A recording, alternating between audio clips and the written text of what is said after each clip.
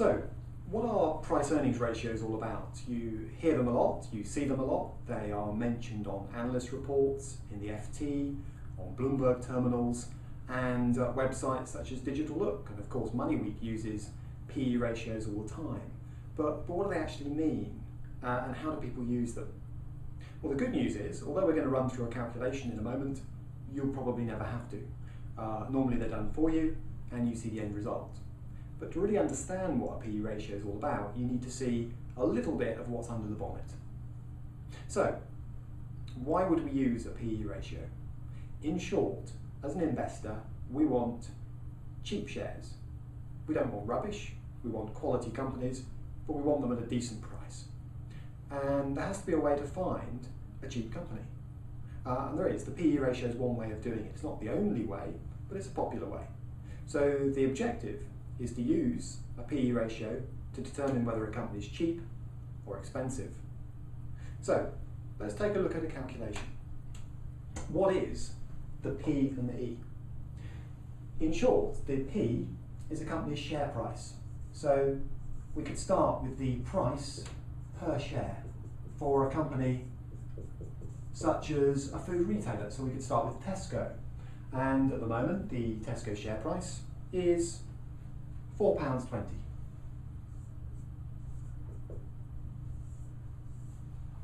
Now the question we're asking is, do I want to buy Tesco at £4.20? Is that too much? Is that a bargain? I don't know. Price earnings ratios are one way of finding out. So let's compare the share price to something. And what the price earnings ratio compares it to is what's called earnings per share. That's an accounting number. It's something you can pick up from a set of accounts, and it represents 1 year, normally the last 12 months.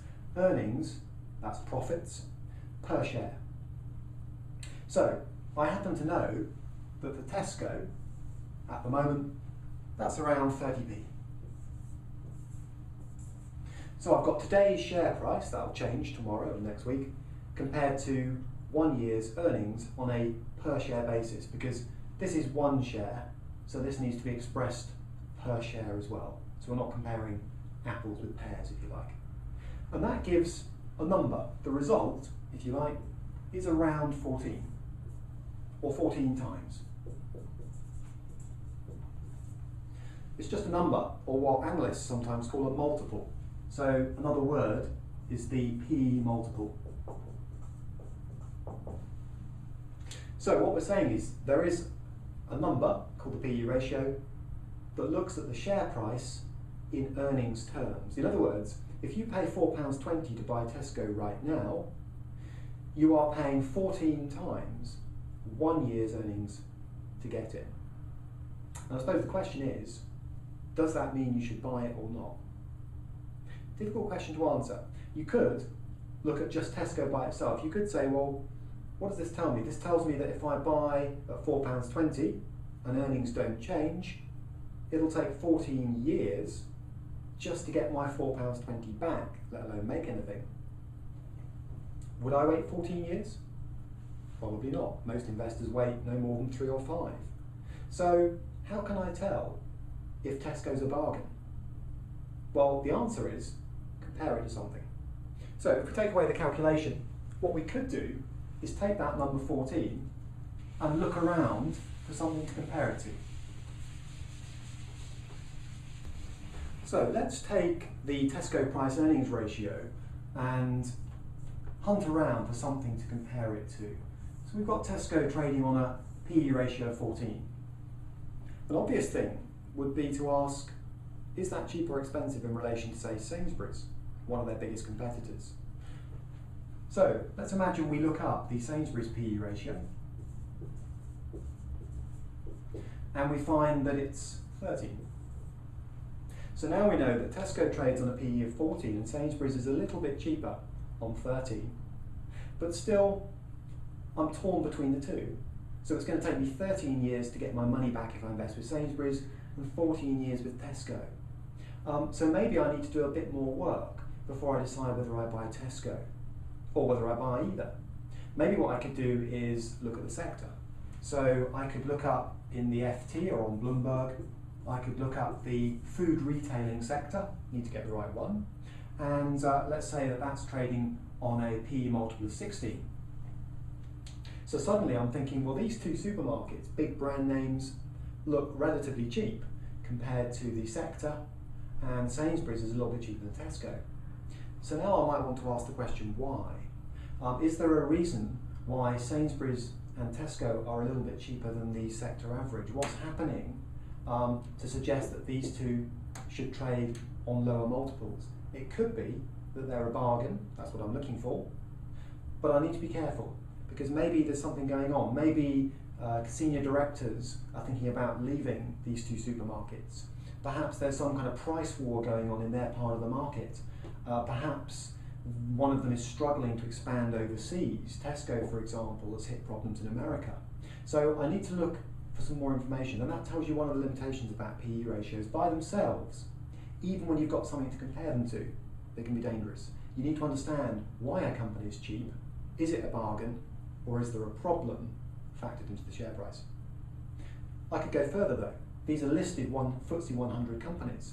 So maybe what I want to do is say, well, okay, they look cheap in relation to the sector, but am I even looking in the right part of the market for cheap shares? So perhaps what I should do is just take a look at the wider market. So I could look up the FTSE 100.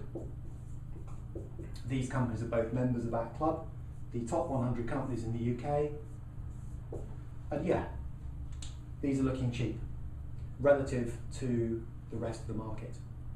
So the key with ratios, all ratios, not just the PE multiple, is to hunt around for something to compare them to.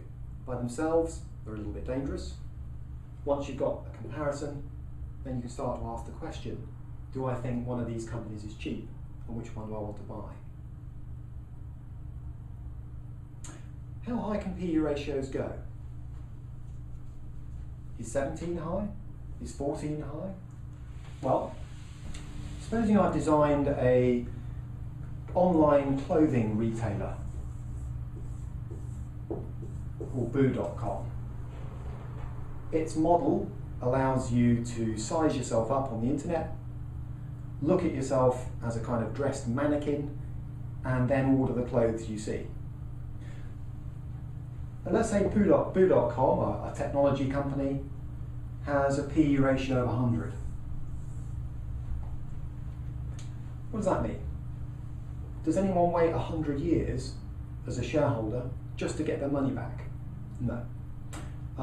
You might wait 10, you might wait 14 in the Tesco example, you might wait 20, probably you don't, and you certainly don't wait 100. So what's going on? Is this a nonsense figure? No, it isn't, because if we think about what that multiple represented, it was the share price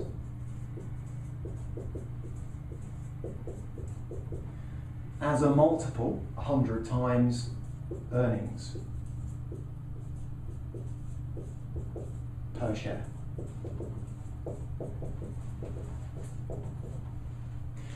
So in essence, that does tell you something. It says if you're prepared to pay 100 times 1 year's earnings per share to buy a company like this, a technology company, you must be expecting something pretty spectacular to happen here. You must be expecting very fast earnings growth. Otherwise, why on earth would you pay 100 times 1 year's earnings for the share? You're not going to wait 100 years, you're not even going to wait 50 years, and the only way you're not going to be waiting that length of time is if earnings rocket. And that's the point. A lot of high technology companies are expected to produce big earnings very quickly. They're expected to expand fast, and they're expected to deliver an increase in earnings fast. So people will sometimes pay what seem like crazy multiples, but frankly, it's a gamble. So as a rule of thumb, the lower the PE ratio, the better your chances of making a return. And that's why, as a rule of thumb, if there's no reason why a PE ratio is low, there aren't problems at the company, you'd always prefer a low PE multiple to a crazy one like that. And a good starting point is always the UK market.